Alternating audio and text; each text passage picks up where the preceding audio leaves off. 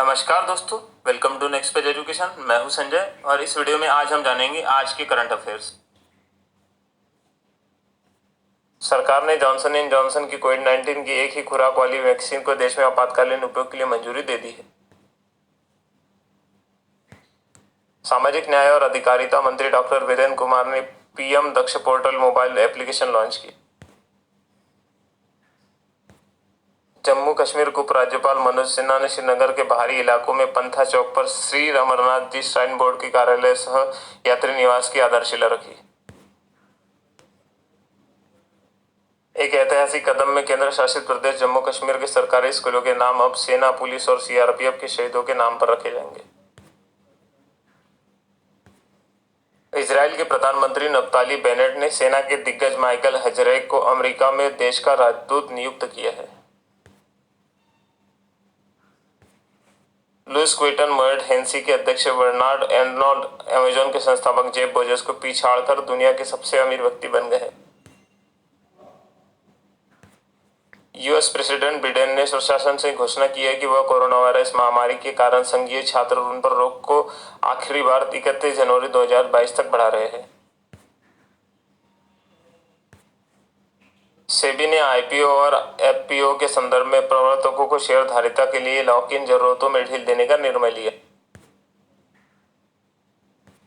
England के तेज गेंदबाज James Anderson Bharat के पूर्व स्पिन गेंदबाज अनिल कुंबले को पछाड़कर टेस्ट क्रिकेट में सर्वाधिक क्रिकेट लेने वाले तीसरे गेंदबाज बन गए हैं।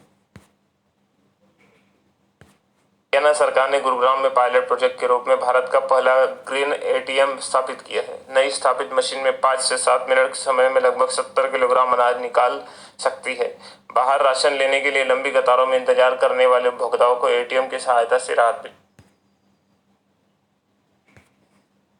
भारत ने फसलों के उत्पादन को बढ़ावा देने के उद्देश्य से नासा के पूर्व वैज्ञानिक पराग नार्वेकर ने नासिक में एक किफायती सेंसर विकसित किया है। सेंसर जिसकी कीमत 1.5 लाख रुपए हुआ करती थी, अब देश के किसानों द्वारा 10,000 रुपए में प्राप्त किया जा सकता है। चीन ने आधिकारिक तौर पर देश में हेनान प्रांत चीन राष्ट्रीय परमाणु निगम CNNC में चांगजियांग परमाणु ऊर्जा संयंत्र में दुनिया के पहले वाणिज्यिक मॉड्यूलर छोटे रिएक्टर लिंगलोंग 1 का निर्माण शुरू कर दिया है। आईआईटी मंडी के शोधकर्ताओं ने आलू की फसलों में पत्तियों की तस्वीरों का उपयोग करके स्वचालित रोग का पता लगाने के लिए कंप्यूटेशनल मॉडल विकसित किया है। Srikanth Srinivas, associate professor, School of Computing and Electrical Engineering, IIT Mandi के नेतृत्व में केंद्रीय आलू अनुसंधान संस्थान शिमला के सहयोग से पत्ती को रोगग्रस्त हिस्सों को उजागर करने के लिए आर्टिफिशियल इंटेलिजेंस AI तकनीक का उपयोग किया जाता रहा है। कैबिनेट मंत्री ने 1 जुलाई से प्रभावी केंद्र सरकार के कर्मचारियों को पेंशन भोगियों के लिए महंगाई भत्ते DA और महंगाई राहत DR में 11% की बढ़ोतरी की मंजूरी दी। इसके साथ ही DA की नई दर 17% से बढ़कर 28% हो जाएगी और देश में महामारी की चपेट में आने वाले कारण पिछले साल DA और DR में जमे हुए थे। भारत 2026 में वैश्विक बैडमिंटन चैंपियनशिप की मेजबानी करेगा। भारत को 2023 में सुदीर्मन कप का आयोजन करना था, लेकिन बैडमिंटन का वर्ल्ड फेडरेशन ने चीन को विश्व मिश्रित टीम चैंपियनशिप की मेजबानी के अधिकार देने का फैसला किया। यह केवल दूसरी बार होगा जब भारत विश्व चैंपियनशिप की मेजबानी करेगा। हैदराबाद में 2009 में प्रतिष्ठित आयोजन की मेजबानी की थी। केंद्रीय मंत्री पीयूष गोयल को राज्यसभा में सदन का नेता नियुक्त किया गया। गोयल ने थावरचंद गहलोत की जगह ली, जो हाल ही में कैबिनेट फेरबदल के बाद राज्य के राज्यपाल के रूप में कर्नाटक में चले गए। पीएम मोदी को राज्यसभा सांसद और प्रख्यात KTS तुलसी की मां स्वर्गीय बलजीत कौर और तुलसी द्वारा लिखित श्री गुरु गोविंद सिंह जी की रामायण पुस्तक की पहली प्रति मिली। KTS तुलसी ने खुद अपनी बेटी जपना तुलसी और पोती मुक्ति तुलसी की मौजूदगी में मोदी जी की किताब सौंपी। यह पुस्तक इंदिरा गांधी राष्ट्रीय कला और केंद्र IGNSCA नई दिल्ली द्वारा प्रकाशित की गई। केरल सरकार राज्य की सभी गर्भवती महिलाओं को कोविड-19 टीके उपलब्ध कराने के लिए मथुरु कवचम नामक एक अभियान शुरू करने की पूरी तरह तैयार है। अभियान के तहत सभी गर्भवती महिलाओं को आशा कार्यकर्ताओं द्वारा वार्ड स्तर पर टीकाकरण के लिए पंजीकृत किया जाएगा। जो लोग स्वयं पंजीकरण कर सकते हैं उन्हें ऐसा करने के लिए प्रोत्साहित किया जाएगा। नेपाली कांग्रेस के नेता शेर बहादुर देउबा नेपाल के नए प्रधानमंत्री हैं। नेपाल के सुप्रीम कोर्ट ने एक नाटकीय फैसले में कहा है कि प्रधानमंत्री केपी ओली ने संवैधानिक सिद्धांतों का उल्लंघन किया है। इसके एक दिन बाद 75 वर्षीय मध्यमार्गी राजनेता को राष्ट्रपति विद्यादेवी भंडारी के पद की शपथ दिलाई गई। पत्रकार और नाटककार ओम चेरी एन पिल्लई को बहरीन केरलीय समाज BKS के साहित्य पुरस्कार 2021 के लिए चुना गया है। इस पुरस्कार में 50,000 रुपए का नगद पुरस्कार और उपलब्धि को स्वीकार करते हुए एक प्रशस्ति पत्र दिया जाएगा। कर्नाटका के मुख्यमंत्री BS येदियुरप्पा ने कर्नाटक इलेक्ट्रिकल बाइक टैक्सी परियोजना 2021 का अनावरण किया और कहा कि इसका उद्देश्य शहरी गतिशीलता में जीवन को आसान बनाने और स्वरोजगार और उद्यमशीलता को अवसर पैदा करना है। श्रीनगर के राजबाग में जम्मू और Kashmir project construction corporation JKPCC मुख्यालय में पहली बार सतत परिवेशी वायु गुणवत्ता निगरानी स्टेशन CAAQMS के उद्घाटन के साथ जम्मू कश्मीर को अपना पहला वास्तविक समय वायु गुणवत्ता में निगरानी स्टेशन मिला। आंध्र सरकार ने संविधान में 103वां संशोधन अधिनियम 2019 के अनुसार राज्य सरकार में प्रारंभिक पदों और सेवाओं में नियुक्तियों के लिए कापू समुदाय और अन्य आर्थिक रूप से कमजोर वर्गों के लिए 10% आरक्षण की घोषणा। किसानों को उनकी वांछित भाषा में सही समय पर सही जानकारी प्राप्त करने की सुविधा के लिए इलेक्ट्रॉनिक और सूचना मंत्री अश्विनी वैष्णव के साथ कृषि और विकास कल्याण मंत्री नरेंद्र सिंह तोमर द्वारा संयुक्त रूप से किसान सारथी नामक एक डिजिटल प्लेटफॉर्म लॉन्च किया गया।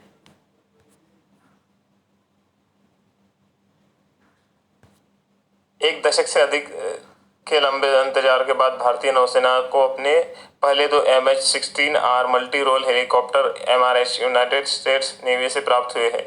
इन हेलीकॉप्टरों को सैन डिएगो में US Naval Air Station North Island के आयोजित एक समारोह में सौंपा गया। सरकार ने राष्ट्रीय रसद उत्कृष्टता पुरस्कार शुरू करने की घोषणा की। पुरस्कारों की रूपरेखा को रसद संघों और फोरम उपयोगकर्ता उद्योग भागीदारों के परामर्श से अंतिम रूप दिया गया है। पुरस्कार 2 श्रेणियों में है। पहले समूह में लॉजिस्टिक्स इंफ्रास्ट्रक्चर सेवा प्रदाता शामिल है और दूसरे में विभिन्न उपयोगकर्ता उद्योग के लिए है। केंद्रीय गृह मंत्री अमित शाह ने आत्मनिर्भर भारत को एक आगे बढ़ावा देते हुए कहा कि ड्रोन हमले के खतरे को मुकाबला करने के लिए और भारत की सीमाओं को सुरक्षित करने के लिए जल्द ही देश में एक मेक इन इंडिया तकनीक उपलब्ध होगी। इस खतरे से निपटने के लिए रक्षा अनुसंधान एवं विकास संगठन DRDO और ऑर्डर एजेंसियों एक ड्रोन रोधी स्वदेशी तकनीक पर काम कर रही है। महाराष्ट्र के IT में उत्कृष्टता के लिए राजीव गांधी पुरस्कार की घोषणा की गई। महाराष्ट्र सरकार ने सूचना प्रौद्योगिकी में उत्कृष्टता के लिए राजीव गांधी नामक एक नया पुरस्कार बनाने की घोषणा की है। मुख्य बिंदु यह है कि केंद्र सरकार द्वारा राजीव गांधी खेल पुरस्कार का नाम बदलकर मेजर ध्यानचंद खेल रत्न पुरस्कार करने के कुछ ही दिनों बाद इस नए पुरस्कार के निर्माण की घोषणा की गई है।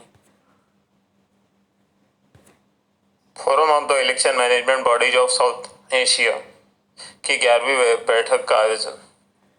वर्ष 2021 के लिए forum of election management bodies of south Asia का 11वीं बैठक का उद्घाटन भारत के मुख्य चुनाव आयुक्त और थेम्बोसा के अध्यक्ष सुशील चंद्रा ने किया। मुख्य बिंदु यह था कि उनके साथ चुनाव आयुक्त राजीव कुमार और AC पांडे भी थे। भारत और अमेरिका ने मानसून डेटा विश्लेषण पर समझौते के हस्ताक्षर किए। अमेरिका ने मौसम पूर्वानुमान में सुधार के लिए मानसून डेटा विश्लेषण और सहयोग पर एक समझौते पर हस्ताक्षर किए। मुख्य बिंदु इस बात का यह है कि समझौता ज्ञापन पर अमेरिका ने भारत के राजदूत रणजीत सिंह संधू और सहायक वाणिज्य सचिव NOAA के कार्यवाहक प्रशासन डॉक्टर नीले चेकम से हस्ताक्षर करवाए। मेघालय कैबिनेट ने मेघालय युवा नीति 21 को मंजूरी दी। एक ढांचा जो मेघालय की युवाओं के लिए अपनी पूरी क्षमता प्राप्त करने और स्थानीय और वैश्विक समुदाय के स्वस्थ, कुशल और रचनात्मक, जिम्मेदार तथा अधिकार प्राप्त सदस्य बनने के लिए सरकार के दृष्टिकोण को प्राप्त करने की परिकल्पना करता है। दिल्ली हवाई अड्डा 21 में दुनिया के शीर्ष 50 सर्वश्रेष्ठ हवाई अड्डों में शामिल हुआ। Skytrax world airport award ranking 2021 के हाल ही के प्रकाशित किया गया कि जिसमें इंदिरा गांधी अंतर्राष्ट्रीय हवाई अड्डा दिल्ली दुनिया के शीर्ष 50 हवाई अड्डों में से उभरा है। मुख्य बिंदु यह रहा कि दिल्ली हवाई अड्डा लगातार तीसरे वर्ष भारत के सर्वश्रेष्ठ हवाई अड्डों के रूप में उभरा है। मुंबई, हैदराबाद, बेंगलुरु इसमें भी शामिल है। कलकत्ता में किया जाएगा डुरंड कप के 130वें संस्करण का आयोजन। दुनिया का तीसरा सबसे पुराना और एशिया का सबसे पुराना फुटबॉल टूर्नामेंट, जिसे डुरंड कप कहा जाता है, 5 सितंबर 21 से अक्टूबर 21 तक कोलकाता में आयोजित किया जाएगा। मुख्य बिंदु यह रहेगा कि कोविड-19 महामारी के कारण इस साल डुरंड कप का आयोजन किया जाएगा। इस टूर्नामेंट का आयोजन अखिल भारतीय फुटबॉल महासंघ AIFF द्वारा किया जाएगा। केंद्रीय मंत्री नितिन गडकरी ने उत्तराखंड में परियोजनाओं की घोषणा की। केंद्रीय सड़क परिवहन और राज्य मंत्री ने उत्तराखंड में 1000 करोड़ रुपए की सड़क और राजमार्ग परियोजनाओं की घोषणा की है। इसके अलावा सेंट्रल और रोड इंफ्रास्ट्रक्चर फंड के लिए अतिरिक्त 300 करोड़ रुपए की भी घोषणा की। उन्होंने यह भी वादा किया कि वे केंद्र रोपवे और केबल कारों के लिए भी हर संभव मदद करने का प्रयास करेंगे। Wild life society of Odisha. हाथी के परिदृश्य में ओडिशा में नाटकीय बदलाव देखने को मिल रहा है। ओडिशा के अनुसार ओडिशा में हाथी की परिदृश्य में नासमझ, खनन और अनियोजित विकास गतिविधि के कारण नाटकीय परिवर्तन आया है। WHO के अनुसार पिछले 2 दशकों में हाथी का परिदृश्य नाटकीय रूप से बदल गया है। ओडिशा के कोंडर जिले में 2002 में 112 हाथी थे, जो अब कम होते आ रहे हैं। भारत ऑस्ट्रेलिया 2+2 मंत्रिस्तरीय बैठक सितंबर में। भारत और ऑस्ट्रेलिया के सितंबर 2021 में अपनी पहली मंत्रिस्तरीय 2+2 बैठक आयोजित करने की उम्मीद है। विदेश और रक्षा मंत्री के बीच यह पहली बैठक सचिव स्तर +2+ बातचीत को अपग्रेड करने के लिए द्विपक्षीय योजना के एक भाग के रूप में आयोजित की जाएगी।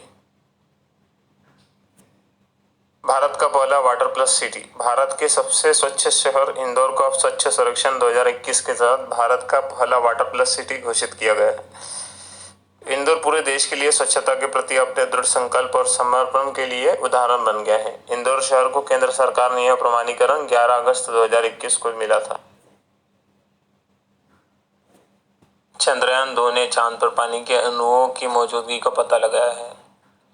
किरण कुमार के सहयोग से लिखे एक अनुसंधान पत्र में कहा गया है कि चंद्रयान 2 में लगे उपकरणों ने इमेजिंग इंफ्रारेड स्पेक्ट्रोमीटर IIRS नामक उपकरण भी है, जो वैश्विक वैज्ञानिक आंकड़ा प्राप्त करने के लिए 100 किलोमीटर की एक ध्रुवीय कक्षा में से संबंधित काम कर रहा है।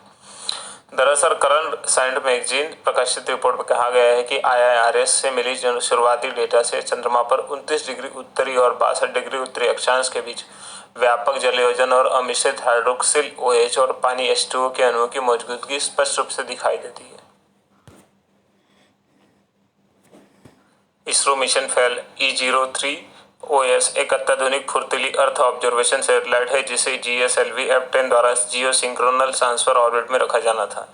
इसरो ने बताया कि क्रायोजेनिक चरण में एक तकनीकी खामी के कारण मिशन पूरी तरह से पूरा नहीं किया जा सका। गुरुवार को WHO ने चीन से आग्रह किया कि वह बीमारी की उत्पत्ति की अपनी जांच को पुनर्जीवित करने के लिए जल्द से जल्द कोविड-19 मामलों को कच्चा डेटा साझा करे। चीन ने पलटवार करते हुए अपनी स्थिति को दोहराते हुए कहा है कि प्रारंभिक जांच पर्याप्त थी और आगे की आंकड़ों की मांग वैज्ञानिक जांच के बजाय राजनीतिक भावनाओं से प्रेरित है। अल्जीरियस।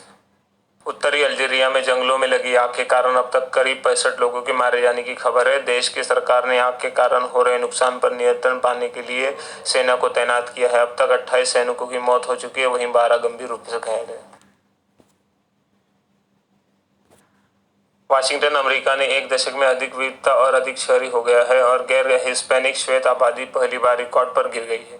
जनगणना ब्यूरो ने गुरुवार को सूचना दी कि इससे जनसांख्यिकी डेटा की एक टुकड़ी जारी की, जिसका उपयोग फिर से करने के लिए किया जाएगा देश के राजनीतिक नक्शे पर।